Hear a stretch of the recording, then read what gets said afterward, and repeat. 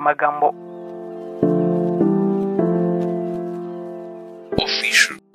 Давайте без себе. Давайте приходимо, він огляне і їде. Якщо там немає нічого, ми його зразу зараз... Там нічого немає, ви прийшли. Знаєте, я кажу, ми повинні перевірити. Hari abantu bashobora kubuza leta gukora ibyo ishaka rimwe na rimwe ndetse ahubwo bakayikoresha ibyo bashaka bakayizengereza. Nashatse kubita abahinza ariko nsanga bitakunda kuko akenshi na kenshi ubu usanga bakorana na leta cyangwa se nabo ubwabo ari leta nta nubwo babitabira kandi kuko nanone baba bashaka gukoresha leta ibihabanye n'umurongo wayo. Mu ndimi z'amahanga ni deep state. Nagishije inama ubwenge karemano maze bumpa kubita leta yimbitse. Nuko nyine nabyanzuye. Bayikaze kuri nyunguramagambo official. Uyu munsi turagandira kuri deep state, igice cyishe cy'ubutegetsi mu bihugu bitandukanye. Turareba inkomoko y'iki gitekerezo, imimerere yacyo n'imiyoborere yacyo n'ingaruka bigira kuri demokarasi n'uburenganzira bw'abaturage. Iyi ngingo ifite uburemere ku isi hose. Ijambo deep state ryakoresheje bwa mbere mu myaka y'1990 mu gihugu cya Turukiya, aho ryavugaga ku miterere y'ubuyobozi bw'ibanga. Mu bihe bya kera deep state yashinjwaga kubifitanye isano n'abasirikare n'inzego z'iperereza bagize imbaraga mu gufata ibyemezo no kugenzura imiyoborere. Igitangaje, nta bitekerezo byinshi bya politiki abanyamerika bakura mu mateka ya Turukiya, ariko leta yimbitse cyangwa deep state ni nkaho ari kimwe muri bike. Imvugo muri Turukiya derini devreti ni ijambo kurindi bisobanura leta yimbitse cyangwa se deep state. Nk'uko umuhanga mu by'amateka Ryan Gingras abivuga, ijambo muri rusange ryerekeza ku bwoko bw'igicucu cyangwa uburyo bubangikanye n'ubutegetsi abantu bataba bamenyekanye cyangwa batazanamenyekana ku mugaragaro baba bafite uruhare runini mu gusobanura no gushyira mu bikorwa politiki ya leta. Iki gitekerezo cya deep state, Gingras akomeza agira ati, bishobora gusobanura impamvu n'uburyo abakozi bakoreshwa na leta bashyirwa mu bikorwa politiki inyuranyije n'inyuguti na kamere y'amategeko. Kurenga ku mategeko birumvikana ko akenshi bisobanura gukoresha nabi no gukoresha abagizi ba nabi. Gingras, inzobere mu byaha byateguwe muri Turukiya, arareba munsi ya deep state akayitunga itoroshi ahereye mu bworo muri Turukiya kugira ngo asuzume uburyo ufatanye hagati y'abajenerali, abanyapolitiki n'abacuruzi b'abyabwenge, abakomando n'abaparakomando, abaterabwoba n'abandi bagizi ba nabi bakorana. Gingras yatanze ubusesenguzi kuri leta yimbitse ku nkomoko yayo n'ingaruka zayo mu minsi ya nyuma y'ubwami bwa Ottomani. Gutegura udutsiko tw'abagizi ba nabi mu miji no mu ntara byombi byagiriye akamaro abanyaturukiya bato. Komite y'ubumwe n'iterambere CUP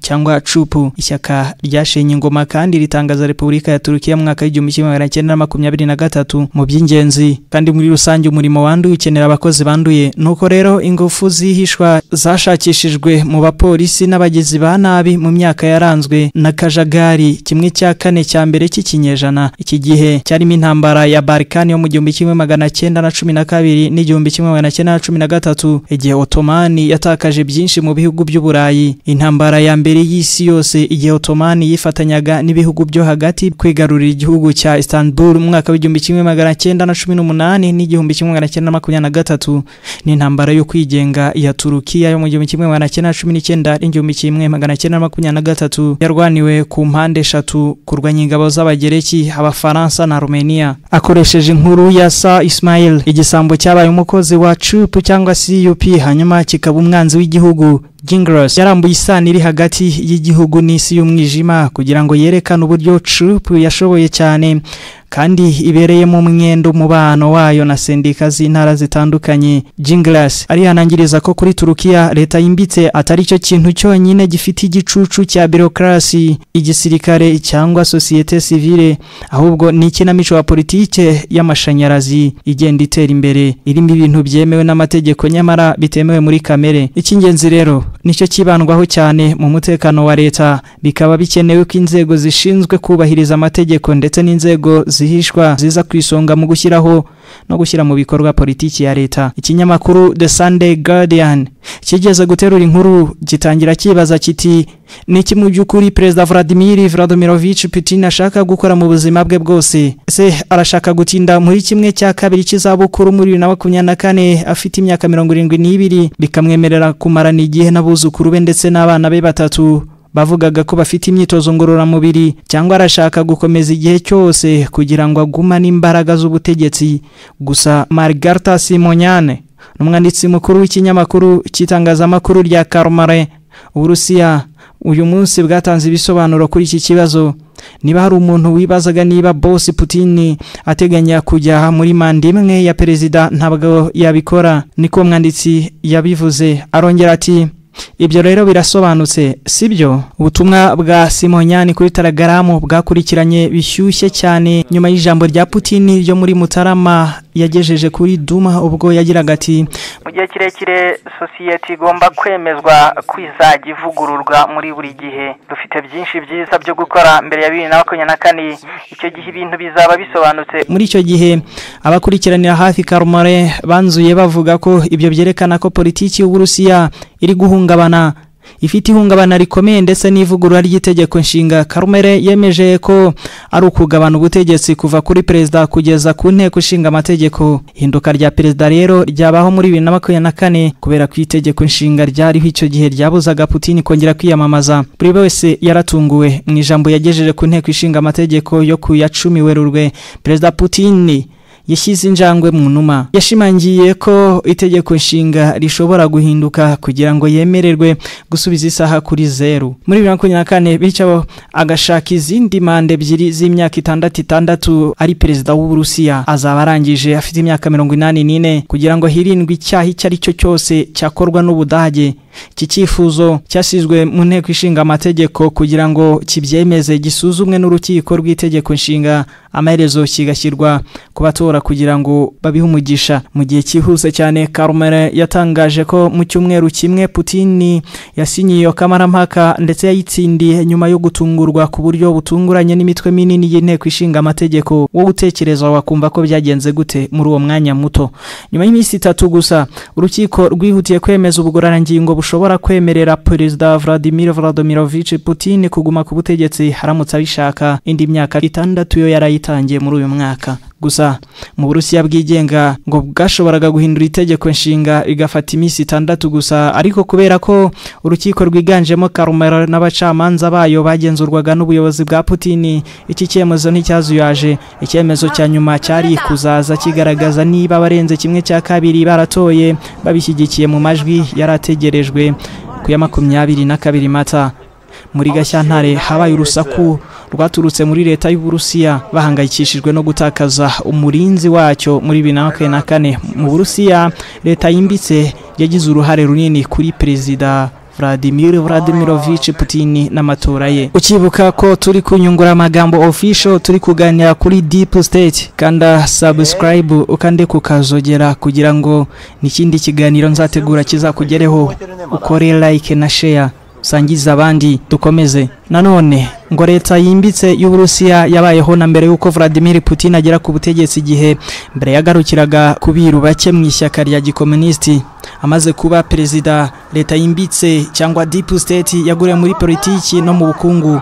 Aha haba ku rwego rwa guverinoma ndetse no mu bigo bifitanye isano na leta. Muri iki gihe leta yimbitse Deep State yigaruriwe cyane na Siloviki, ijambo rikomoka kuri Silovye Strukitry cyangwa imbaraga zubaka. Mu by'ukuri Siloviki bivuga umuyobozi wo mu nzego z'ubutasi, ingabo cyangwa inzego zishinzwe kubahiriza amategeko. Uyu munsi umubare munini wa Siloviski nabahoze ari abayobozi ba KGB, ubu yabaye FSB. Ntugafata ijambo ryanjye gusa. Umva uko Minisitiri w'Intebe Putin mu mpera z'1999 mbere y'uko aba perezida yavuze. Yari umushyitsi mukuru mu birori byabereye i Rabyaka i Moscow yiziza ishinga rya Cheka. Abapolisi ba politiki ba Lenin akaba n'uwamubanjirije ku buyobozi bwa KGB asabye Toast yagize ati, "Shuti bagenzi, nshobora kumenyesha ko itsinda ry'abakozi mwohereje kwinjira muri guverinoma ryasoje igice cya mbere cy'inshingano zaryo." Ninde wari umuyobozi w'iri tsinda? Ahubwo aba bakozi ni iri tsinda ryabo bashimiwe na Putin, nta wundi wari ubayoboye uretse Putin wenyine. Igihe Vladimir Putin yabaga perezida w'Uburusiya mu ntangiriro z'ikinyejana, indorerezi zatangajwe n'umuvuduko wo kuzamuka kwe.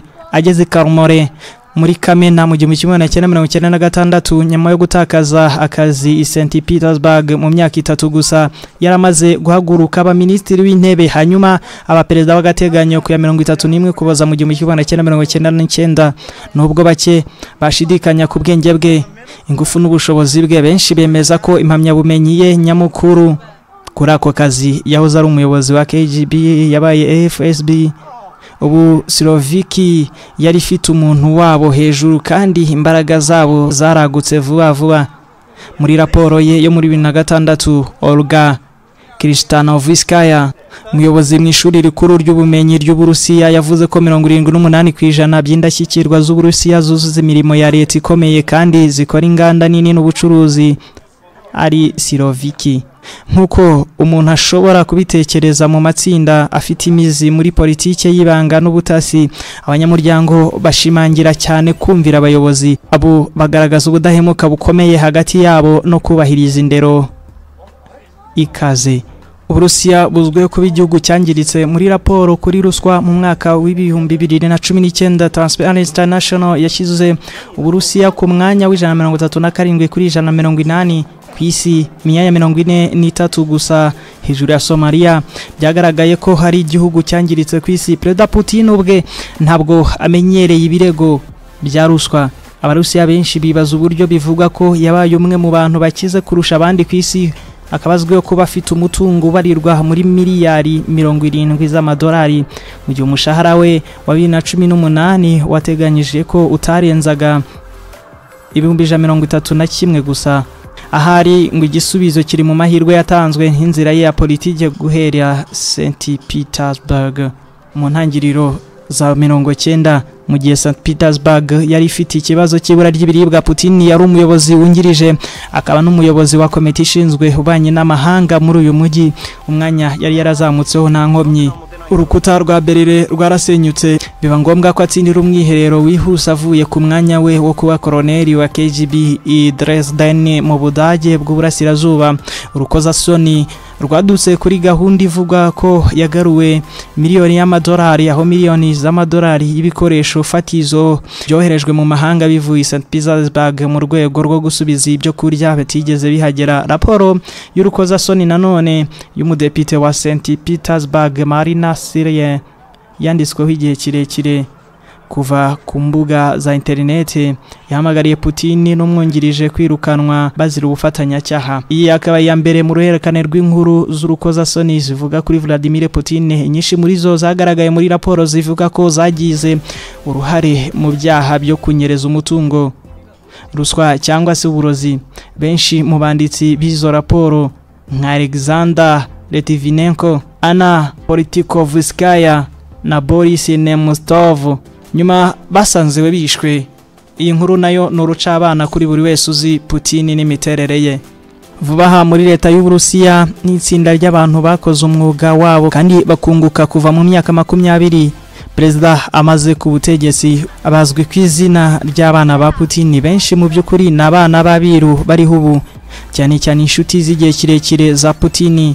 None bakaba barafasha akazi gakomeye muri guverinoma no mu bucuruzi. Bose nabaherwe kandi bafite uruhare runini muri economy yo hejuru, bungukirwa cyane n'ubufasha bwa Putin. Hari uwitwa Donald P. Turacyari kuvuga kuri Deep State, n'umwarimu wa politiki rusange muri Georgetown, akaba n'impuguke muri leta y'ubuyobozi. Nawe yaravuze ati niga bureaucracies usanzwe ntabwo ari ikibazo cy'ingenzi cya politiki kuri ubu, ni integuza kandi buri wese agomba kwitondera.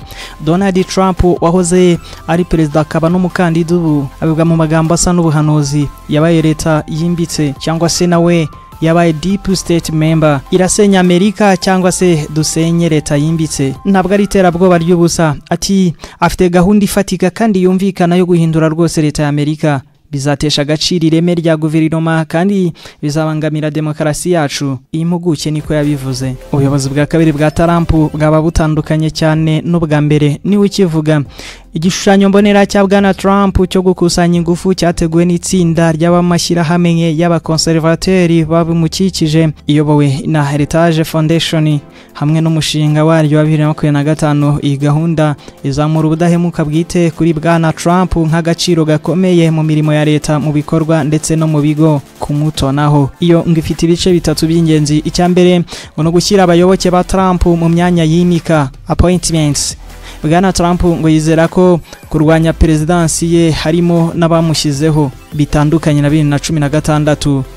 ubu noneho ngo afite intebe yimbitse y'abayoboke. Heritage Foundation hamwe n'indi miryango myinshi ihujwe na Trump barimo gusuzuma abakandida kugira ngo hashyirweho 20,000 bashobora gushyirwaho na MAGA. Bazashyirwa muri buri kigo muri guverinoma, harimo n'ibigo bishinzwe kurengera ibidukikije, kugenzura umutungo n'umutekano w'akazi, gukusanya imisoro, kugena politike y'abinjira, kubungabunga gahunda z'umutekano, guhagarira inyungu z'abanyamerika mu mahanga no kubahiriza amategeko atabogamye. Abo bose ntawe uzatorwa, ahubwo bazimikwa. Aba ntabwo ari abayoboke ba conservateur badashaka gukorera bwana Trump kubera kumva ko bafite inshingano zo gukunda igihugu, ariko abashishikajwe no gufasha perezida washinjwe inshuro 2 nk'uwagerageje gukuraho ibyavuye mu matora. Ubushakashatsi bwa siyanse ya politike busuzuma ingaruka za politike ku nzego z'ubumwe bwa leta bwerekana ko abashyizweho na politiki cyane cyane abadafite uburambe bafitanye isano n'imikorere mike muri guverinoma, kutagaragara mu ruhame ndetse no muri kongere. Igice cya kabiri cya gahunda ya Trump no gutera ubwoba abakozi ba leta babigize umwuga kugira ngo babigereho yari gusubiramo itegeko nyobozi yasinyiye cyangwa zanabikora ariko atigeze ashyira mu bikorwa by'ubuyobozi ku buyobozi bwe bwa mbere. Gahunda F niko yitwa, izamwemerera guhindura benshi muri abo bayobozi mu bashyirwaho na politike. Gahunda F ngo niho yaba impinduka nini cyane muri gahunda y'abakozi ba leta kuva yashingwa mu mwaka w'1883. Muri turacyari mu biganiro by'abagabo, turacyari kuvuga kuri leta yimbitse cyangwa se kuri deep state, kuri ba ruharwa.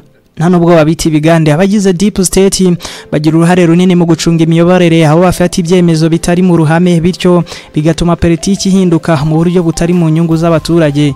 Twabyumvise muri zangero. Ibi birimo kugenzura ibitekerezo, aho inzego z'iperereza zishobora gukurikirana abantu cyangwa imiryango itavuga rumwe n'ubutegetsi zigakora ku buryo ibitekerezo byabo biburizwamo. Gukora ibikorwa by'ubugambanyi. Hari igihe deep state ngishobora gukora ibikorwa by'ubugambanyi nko guhungabanya ubutegetsi batemera cyangwa guhindura ibyemezo mu buryo butari mu nyungu z'abaturage. Kurema politike zidahuye n'ibyifuzo by'abaturage. Burangwa aba deep state bashobora guhindura politike z'igihugu mu buryo butemewe n'amategeko, bigatuma abaturage batabasha kubona ibyo bakeneye. Hari ibibazo n'impungenge kuri deep state.